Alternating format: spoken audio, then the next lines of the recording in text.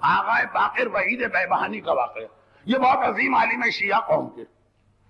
ایک لفظ ممبر سے تو بہت ہی برا لگتا ہے، اور ویسے بھی میں عادی نہیں، لیکن آج کل کی میڈیا کی دنیا میں بچے یہ لفظ بہت استعمال کرتے ہیں، مجبوراً میں بھی استعمال کر رہا ہوں.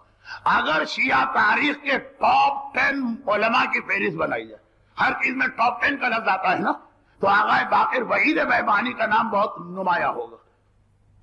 اور میں ایک خاص وجہ سے تقریباً ہر مجلس میں کسی ایک عظیم مرجع یا مجتہد کا کوئی واقعہ یا تذکرہ کرتا ہوں. ایک خاص وجہ، اور وہ یہ ہے کہ آج کل مجتہد دشمنی اور مرجعیت دشمنی کا ماحول بہت بڑھ رہا. تو ذرا سا یہ آگاہی رہے کہ ہمیں معلوم ہی نہیں کہ یہ ہیں کون جن کی ہم مخالفت کر رہے ہیں. ہمیں معلوم ہی نہیں. جیسا دشمن نے ہمارے کان میں پھونک دیا ہم ویسا سمجھنے لگے. خیر مجتہد اور مرجع تو کچھ بھی نہیں. میڈیا کے پروپیگنڈے میں اتنی طاقت ہوتی ہے کہ جب سجاد شام میں داخل ہو رہے تھے تو بوڑھے نے وہاں رک کر میرے مظلوم آقا کی توہین شروع کی. اور جب پتا چلا یہ کون ہے تو پھر اسی بوڑھے کا انقلاب بھی دیکھیے، کنورجن بھی دیکھیے کیسے وہ بدلا. تو یہ جو آج کل ایک ماحول بن گیا کہ ہر اٹھتا بیٹھتا 2 گالیاں مراجع کو دیتا، 4 تہمتیں مجتہدین پہ لگاتا. اور پھر ایک ضمنی خواہش یہ بھی کہ بعض مومنین ایک شکایت کرتے، اور مجھ سے بہت زیادہ یہ شکایت کی جاتی کیونکہ میں پاکستان سے حج کے قافلے میں جاتا ہوں. فرق کیا ہوا پاکستان کے اور دبئی کے قافلے میں؟ دبئی کے لوگ 12, 14, 15 دن میں حج کرتے ہیں، ہم لوگ 45 دن میں حج کرتے ہیں. تو اب جب زیادہ دن رہیں گے مکے میں تو لوگ کہیں گے مولانا تو ٹائم گزارنا مشکل ہو رہا. وہاں اپنے ہر ساتھی کو نماز شب کا عادی بناتا ہوں، اور وہاں بڑا مزہ بھی آتا ہے نماز شب میں. بھئی آپ کو معلوم ہے نا کہ رات ہی کے وقت ہم لوگ زیادہ حرم میں عبادت کرتے ہیں. پہلے مسجد النبوی رات کو بند ہوتی تھی 3 سال سے، وہ بھی اب پوری رات کھلی رہتی. تو اب جب نماز شب پڑھتے تو ایک سوال اکثر مجھ سے کہتے مولانا آپ نے نماز شب تو سکھا دی، 40 کے نام پورے نہیں ہو رہے. بہت ہم نے ادھر ادھر ڈھونڈے اور تلاش کیے اور دماغ میں لائے، 10 ہو گئے، 15 ہو گئے، 20 ہو گئے. تو میں کہتا ہوں کہ یہی ہمارے علماء اور مراجع، اگر انہی کے نام آپ نماز شب کے قنوت میں لینا شروع کر دے تو 40 کی آپ کو 100 بھی کم لگیں گے. اور واقعا ایسا تو کراچی میں جو بچے میرے خاص درس اٹینڈ کرتے تھے ان کو 40-50 مجتہدین کے نام یاد تھے تاریخ اسلام کے. تو شاید آج کوئی نماز شب پڑھے آغا بیبہانی کا نام آ جائے، اور اگر کل کی تقریر میں شیخ مرتضیٰ کا واقعہ آ جائے تو شاید کل کی نماز شب میں کوئی ان کا نام بھی شامل کر لے، آغا باقر وحید بیبہانی. مگر ٹاپ 10 میں ہے، عظیم ترین مراجع میں سے ایک ہے. ان کی ایک خصوصیت اور تھی کہ جب ان کا زمانہ آیا اس وقت دنیا کے سیاسی حالات بڑے خطرناک تھے. ہندوستان پہ بھی قبضہ ہو رہا تھا، اسلامی دنیا پر. اور اس کے لیے ہماری قوم میں 200 سال پہلے، آج کوئی نئی بات نہیں ہے اس لیے میں گھبراتا نہیں ہوں، 200 سال پہلے مرجعیت کے خلاف ایک موومنٹ چلا تھا. لوگوں نے تقلید کرنا چھوڑ دی تھی، لوگوں نے مجتہدین کو سلام کرنا چھوڑ دیا تھا. اگر مجتہد کسی کتاب کو چھو لیتا تھا تو اس کو اتنا نجس مانا جاتا تھا کہ جا کے دریا میں ڈال دیا جاتا تھا. وہ ماحول بنا اور اللہ نے آغا بیبہانی کو پیدا کیا جنہوں نے اس موومنٹ کا علمی اعتبار سے ایسا مقابلہ کیا کہ سارے لوگ، دلیل تو تھی نہیں، وہ سارے لوگ میدان چھوڑ کے بھاگے. دوبارہ مرجعیت کا ادارہ اسی انداز سے قائم ہوا جیسے غیبت میں 11ویں امام اور 12ویں امام نے قائم کیا تھا. تو بہت اہم ان کا رول ہے. اچھا ہوا کیا کہ آغا بیبہانی عالم بہت بڑے، بھئی اس سے اندازہ کریں کہ آغا بیبہانی کے نظریات آج بھی ہمارے یہاں حوزہ علمیہ نجف و قم میں زیر بحث ہوتے. مرحوم آغا خود کسی بھی فتوے میں بحث کرتے ہوئے جب یہ فرماتے تھے علامہ ہلی نے یہ کہا اور شہید اول نے کا یہ نظریہ اور فلاں، جب آغا بیبہانی کا ذکر ہوتا ہے نام نہیں لیتے. استاد الفقہا نے یہ کہا، تمام تاریخ شیعت کے مجتہدین کے استاد قرار پائیں گے. آج کوئی مرجع جب ان کا تذکرہ کرے گا تو نام نہیں لے گا، یا استاد الفقہا کہیں گے یا استاد المجتہدین کہیں گے. یہ ہے آغا بیبہانی. لیکن خود اپنے آپ کو انڈر اسٹیمیٹ کرتے، انہیں خود بھی نہیں معلوم تھا کہ میں علم میں کتنا بڑا ہوں. بعض آدمی کو اپنی صلاحیتیں خود بھی نہیں پتا ہوتی جب تک کہ وقت نہ پڑے. تو بہبہان کی ایک چھوٹی سی مسجد میں نماز پڑھا رہے. ارے کہا اتنا بڑا مسجد, جیسے آقا سیستانی پنجاب کے کسی چھوٹے سے دیہات کے چھوٹے سے مسجد میں نماز جماعت پڑھا رہے, تو ہم کہیں گے کہ نہیں مسجد کی اہمیت کم نہیں, لیکن جس کیلیبر کا آدمی ہے جو خدمت دین کو وہاں دے سکتا ہے نجف میں بیٹھ کر, یہ اس کے لیے مناسب نہیں. آقا بہبانی کو پتہ ہی نہیں. اچانک ایک واقعہ راتوں رات ہوا, اور ایسا واقعہ ہوا کہ اس کے نتیجے میں گھبرا کے انہوں نے بہبان چھوڑ دیا. چونکہ یہ باتیں میں اکثر پڑھتا ہوں اس لیے اس کی تفصیل میں جا ہی نہیں رہا ہوں, ورنہ وہ بھی بڑا انٹرسٹنگ واقعہ. ایک بات کہا, مجھے اس شہر میں رہنا ہی نہیں, اور ایسی جگہ جاؤ جہاں میرا کوئی جاننے والا نہ ہو, جہاں کوئی ایسا جملہ نہ کہے جس سے میرے دل میں غرور پیدا ہو. کہا وہ تو کربلا ہی, اس لیے کہ کربلا میں ایک سے ایک بڑے مراجع, اتنے بڑے مجتہدین کے مقابلے میں دیہاتی مسجد کے امام کی کیا حیثیت. کہا وہی علاقہ ایسا ہے کہ جہاں پہ آدمی ذرا سا اپنے ہوش و حواس میں رہ سکتا. چنانچہ کربلا ہے. کربلا میں ہمارا حوضہ تھا اس زمانے میں, بڑے بڑے مجتہدین وہاں پہ تھے. کربلا شہر میں تو جگہ نہ ملی, کربلا کے باہر شہر سے ملی ہوئی ایک چھوٹی سی مسجد ہے, وہاں کے پیش نماز بن گئے. ابھی لوگوں کے لیے بھی نئے, ان کے لیے مجمع نیا. اب ان کا ایک طریقہ ہے کہ روزانہ مغرب عشاء کے بعد 5 منٹ, صرف 5 منٹ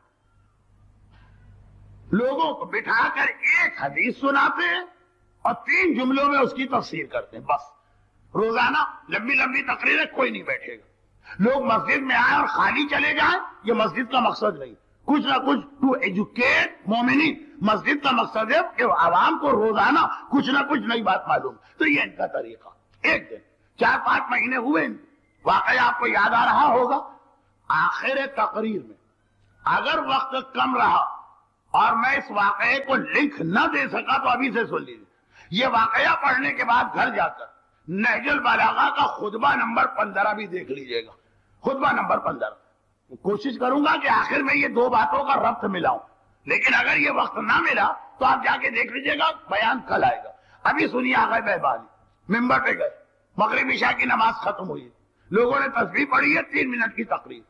ممبر پہ گیا قطب راوندی کی کتاب سے, یہ بھی ان علماء میں سے ایک ہے جن کا تذکرہ کم از کم سال میں ایک بار آپ کی نماز شب کے قنوت میں ہو جانا چاہیے. اللہم اغفر کے بعد 40 میں کم از کم سال میں ایک بار تو یاد کیجئے. قطب راوندی جیسا عالم. میری مجبوری یہ ہے کہ کیا کیا باتیں بتاؤں کیا چھوڑوں. ان کی کتاب کی ایک حدیث پڑھی. قطب راوندی بالکل شروع زمانے کے شیعہ عالم. جتنی کتاب امام کے زمانے کے قریب ہوگی اتنی ہی اس کا اتھینٹک اور معتبر ہونا بڑھتا جائے گا. اور حدیث یہ پڑھی کہ چھٹے امام نے یہ فرمایا, بات یزکیہم ہو رہی تھی, صادق آل محمد امام جعفر صادق علیہ الصلوۃ والسلام, یہ فرمایا کہ دیکھو تمہارا کام ہے اپنے زمانے کے امام کے لیے بھرپور طریقے سے دعا مانگنا. بس دعا مانگنے کے بعد اگر امام نہ آئے تو مایوس نہ ہونا, بلکہ اب یہ بلکہ کے بعد کیا جملہ, بلکہ یہ سمجھنا کہ امام کا نہ آنا میرے لیے بہتر. یہ بڑا عجیب فقرہ. اگر امام کہتے دعا کا نتیجہ نہ نکلے صبر کر کے بیٹھ جاؤ, نہیں کہ یہ سمجھو میرے لیے بہتر ہے اگر امام نہیں آتا. اب یہ حدیث ابھی مکمل کی ہے, فل اسٹاپ لگایا ہے, ابھی اس کی تشریح کرنا چاہتے ہیں کہ مجمع بے چین ہو گیا. ویسے ہی عالم دشمن مجمع تھا, مجتہد دشمن مجمع تھا, اور یہ تو ایک عوامی غلط فہمی پائی جاتی.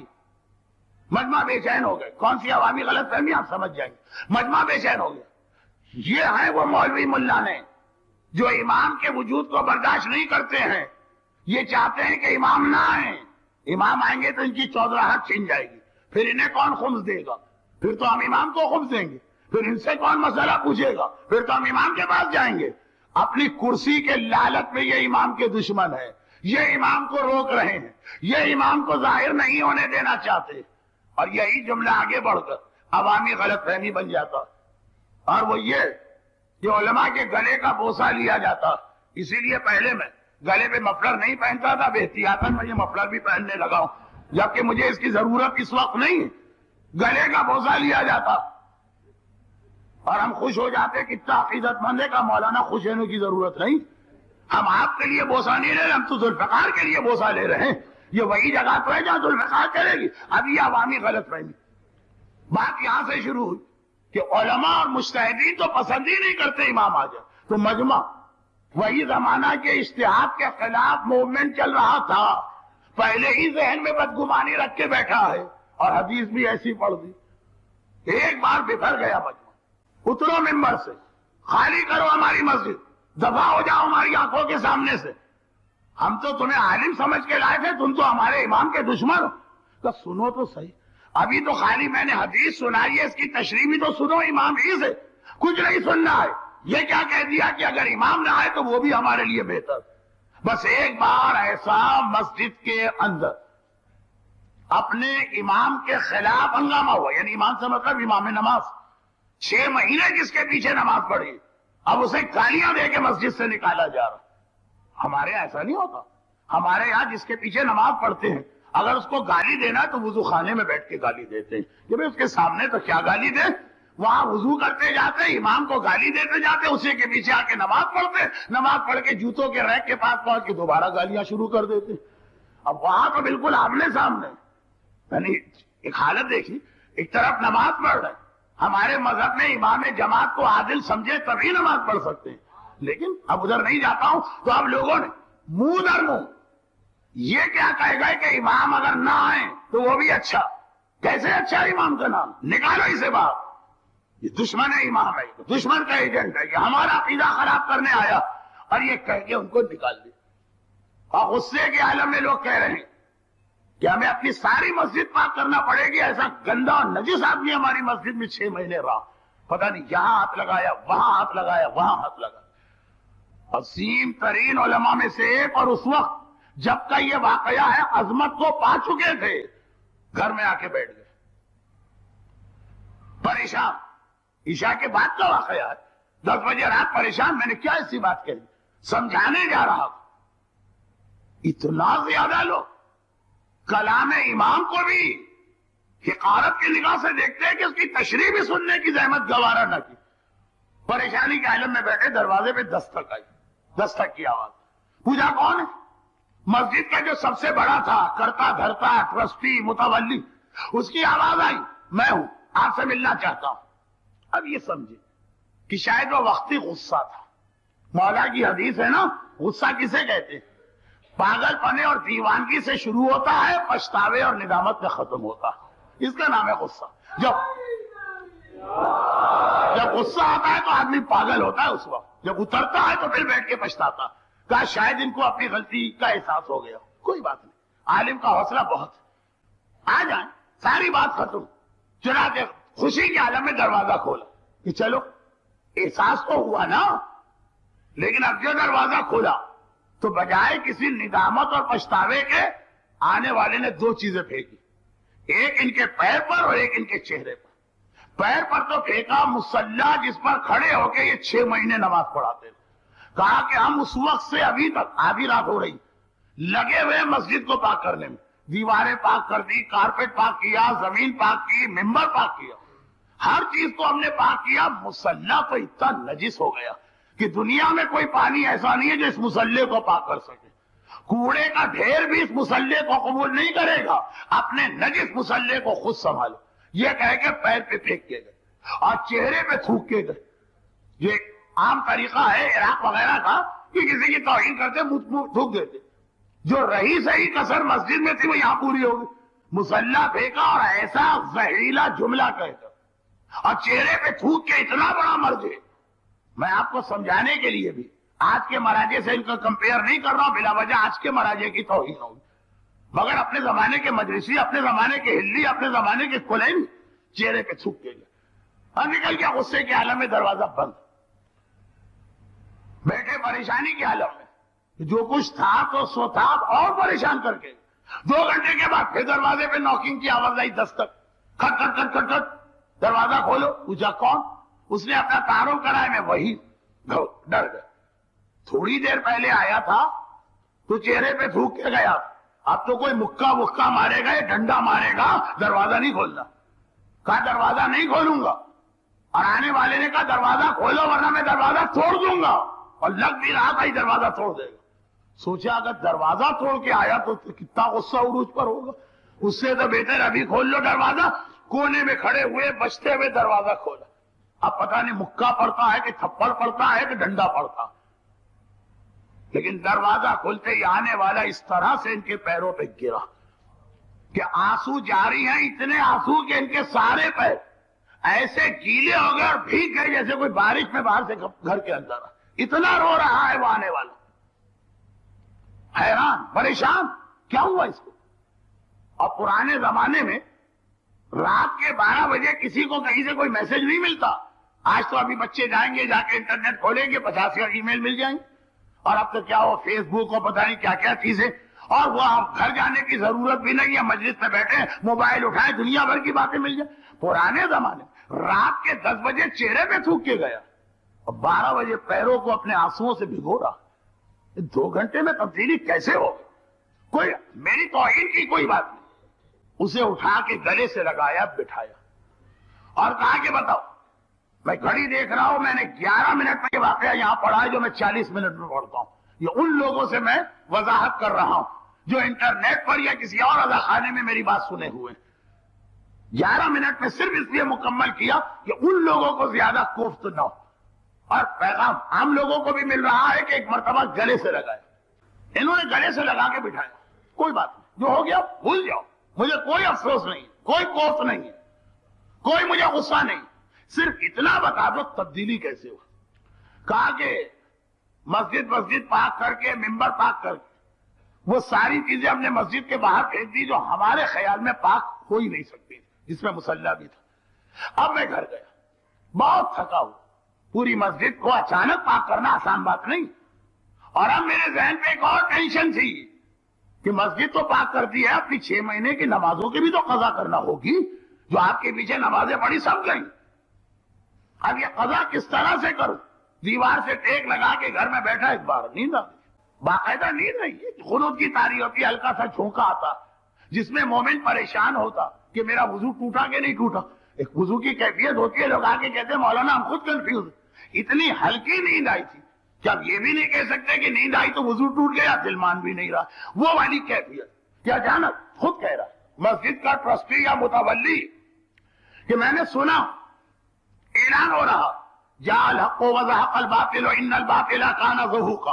حق آ گیا، باطل مٹ گیا، باطل کو مٹنا ہے. کربلا والوں روضہ امام میں پہنچو، تمہارا امام حسین کا وارث و فرزند آ گیا ہے، اس کے ہاتھ میں بیعت کر. ارے یہ خوشخبری سننے کے لیے تو یہ آدمی کہہ رہا میں پتہ نہیں کتنی مدت سے تڑپ رہا تھا. چنانچہ میں گھبرا کے اپنے گھر سے نکلا. ہر پڑھے لکھے آدمی کو معلوم کہ امام پہلے مکے میں ظاہر ہوں گے، لیکن مدینے بھی جائیں گے، کوفے بھی آئیں گے، کربلا بھی جائیں گے، نجف بھی پہنچیں گے، پھر دمشق میں پہنچ کے سفیانی کے خلاف جنگ شروع کریں گے. تو خیر کوئی تعجب کی بات نہیں کہ اگر یہ اعلان کربلا میں ہو. کربلا تو آنا ہی ہے امام کو. چنانچہ میں گھر سے نکل کے دوڑا کربلا کی طرف. واقعے کے شروع میں آ چکا ہے کہ یہ شہر سے باہر چھوٹی سی بستی تھی. بھاگا بھاگا جا رہا ہوں. کربلا میں پہنچا اور جس وقت روزے میں داخل ہوا ہاپتا کاپتا سانس پھولی ہوئی. امام آ جائیں تو آپ بھی کس طرح دوڑ کے جائیں گے. دیکھا واقعا زری کے سرحانے امام تشریف فرما. آقا حسین کی زری ہے اور آقا حسین کی زری کے سامنے حسین کا وارث اور حسین کے خون کا انتقام لینے والا ان کا فرزند بیٹھا ہے، ہاتھ پھیلا ہے، لوگ آ کے بیعت کر رہے ہیں. میں تیزی سے آگے بڑھا. یہ متولی دوڑ کے گئے، بیعت کرنے والوں کا مجمع ہے. اگر راستہ مل جاتا ہے پہنچ گئے امام کے پاس. مولا میرا سلام لیجیے. پہلی بار امام کی زیارت، کیا جوش، کیا جذبہ، کیا تڑپ ہے. امام نے کہا علیکم السلام. یہ کیسے آئے میرے سامنے؟ جاؤ یہ اپنے جتنے کپڑے ہیں یہ فلاں آدمی کو دے کر آؤ. خالی یہ نہیں گھر میں جتنے کپڑے یہ سب فلاں کو دے کر. مولا کس لیے؟ کہا اس لیے کہ جس سودے کے نتیجے میں کپڑے تم نے خریدے وہ حرام سودا تھا، وہ حرام ٹرانزیکشن تھا. توضیح المسائل میں دیکھیے 6 بزنس حرام. اب میں تفصیل بتاؤں گا تو وقت گزر جائے گا. حرام سودا تھا. چلے جاؤ. حرام کا کپڑا پہن کے، حرام کا لباس پہن کے میرے سامنے نہیں آ سکتے ہو. ابھی اس نے بھولی بھی سانسیں تھی، سانسوں پہ قابو بھی نہیں پایا، تب دوڑایا گیا. اب امام کے سامنے حاضر ہو کے امام کے ہاتھ کو بوسہ دینا ہے نا، دوڑ کے گئے. یہ لباس بھی اور جتنے اور گھر کے کپڑے پھٹا پرانا سا گھر کے چتھڑے لگا ہوا لباس پہن کے آ گئے. مولا سلام میں آپ کی بات پہ عمل کرا. امام نے کہا کیسے عمل کر گیا؟ کہا مولا مجھے جلدی اتنی تھی کہ میں اپنے گھوڑے پر بیٹھ کر گیا. پرانے زمانے کا گھوڑا جیسے آج مرسیڈیز، جیسے آج رولز رائس، جیسے آج ہنڈا اکارڈ، جیسے آج BMW. امام نے کہا گھوڑا؟ اچھا وہ گھوڑا تو بالکل حرام ہے. تم نے جس دکاندار سے خریدا اس نے چوری کا گھوڑا تمہارے ہاتھ بیچ دیا. تمہارا قصور کوئی نہیں ہے، لیکن چوری کی چیز رکھنا حرام ہے. جاؤ جا کے واپس کر کے آؤ.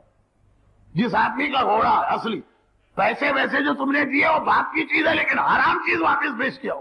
بھاگا گیا اور گھوڑا دے کے آیا، پیدل آ رہا اور جلدی ہے کہ کہیں امام چلے نہ جائے. بھاگتا آیا. مولا سلام. امام نے کہا علیکم السلام. ہاں مکان، یہ مکان تمہارا نہیں ہے، اپنا سارا سامان اور گھر والوں کو مکان سے باہر نکالو. مولا اس وقت کہاں لے جاؤ؟ کا درخت کے نیچے بٹھا دو. اور یہ مکان اپنے چچا کو لے کے آؤ.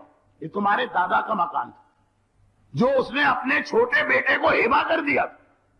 جب ان کا انتقال ہو گیا تمہارا باپ اکڑ گیا. غلط، کوئی ہبہ نہیں ہوا.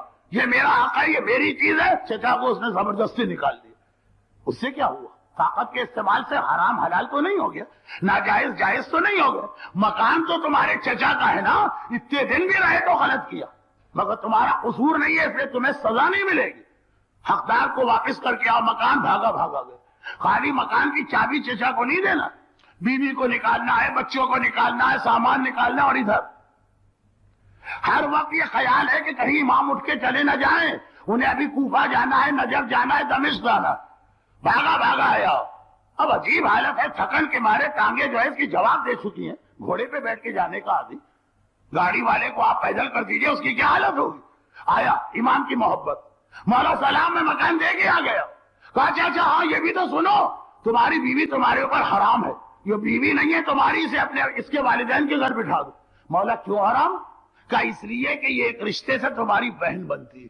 بہت پہلے کی بات ہے، تم بھی چھوٹے تھے، یہ بھی چھوٹی تھی. کربلا کی ایک عورت نے ایک دفعہ اس کو دودھ پلایا، ایک دفعہ تمہیں دودھ پلایا، تم دونوں بھائی بہن. یہ رشتہ ہی غلط ہے. اب تک نہیں پتا، کوئی بات نہیں، آج سے وہ حرام ہو گئی. پہنچا کیا اس کو اپنے والدین کے گھر. پھر بھاگا گئے. والدین کے گھر پہنچا کے آیا. مولا سلام. اب بولا نہ جائے، اب سانسیں اکھڑ رہی، اب گرنے والا. مولا سلام. امام نے کہا چاہیے تلوار اٹھاؤ، اپنے اکلوتے بیٹے کی گردن کاٹ دو. ایک ہی تو اس کا بیٹا. مولا بیٹے کی گردن کیوں کاٹوں؟ کہا کہ اس نے فلا ایسا گناہ کیا تمہاری لا علمی میں جس کی سزا ہے کہ وہ واجب القتل ہے. جب تک ہم نہیں آئے تھے سب چل گیا، ہمارے آنے کے بعد تو نظام اسلام چلے گا. واجب القتل ہے، جاؤ اس کو قتل کر کے آؤ. اب تو حوصلہ جواب دے گیا، جسے انگریزی میں کہتے کہ اب ٹیمپر لوز کر گئے. امام کو دیکھ کے کہنے لگا امام میں تو تجھے سید بھی نہیں مانتا، تڑپ رہا تھا تیرے لیے. کپڑے تو نے اتروائے، گاڑی تو نے چھینی، مکان تو نے چھینا، بیوی تو نے چھینی، ایک اولاد رہ گئی، اولاد کو بھی قتل کروا رہا اور مجھ سے کہہ رہا ہے وہ میرا امام ہے. آغا بیبانی سے کہتا ہے کہ بس میری آنکھ کھل گئی. آنکھ کھلی اس آخری جملے پر کہ اپنے مولا سے کہہ رہا ہوں کہ میں تجھے سید بھی نہیں مانتا ہوں، اس لیے کوئی تھوڑی تجھے بلوایا تھا کہ میرا مکان، میری گاڑی، میری بیوی، میرے بچے سب لے جاؤ. اب سمجھ میں، اب اس کا جملہ امام سے نہیں، اب آغا بیبانی سے. اب سمجھ میں آیا کہ وہ جو حدیث آپ پڑھ رہے تھے کہ اگر تمہاری دعا کے بعد بھی امام نہ آئے تو سمجھنا شاید اس میں میرے لیے کوئی فائدہ ہے. شاید ابھی میں اس قابل نہیں ہوا کہ امام مکان مانگے تو مکان کی چابی دے دوں، گاڑی مانگے تو گاڑی کی چابی دے دوں، اولاد مانگے تو اولاد کی گردن پہ تلوار چلا لوں. تو ذرا دیکھنا یزکیہم، امام کو بلا تو رہے ہو، جب تک کہ نفس پاک نہیں ہے امام کا آنا تمہارے حق میں فائدہ مند نہیں ہوگا. تم ہی امام کے خلاف ہوگے، طلب کے جملہ کہہ دو گے میں آپ کو امام ہی نہیں مانتا. میں تو اس لیے آپ کو بلا رہا تھا کہ دوسروں کی جائیدادیں مجھے دلوائیں گے، آپ تو میرا مکان بھی چھینے رہے. میں تو اس لیے بلوا رہا تھا کہ دوسروں کی گاڑیوں میں ہمارا حصہ بنے گا، ہماری گاڑی بھی نکلی جا رہی. پہلے اپنے آپ کو پاک کرو پھر امام کو بلاؤ، تو امام کا آنا تمہارے حق میں فائدے مند ہے.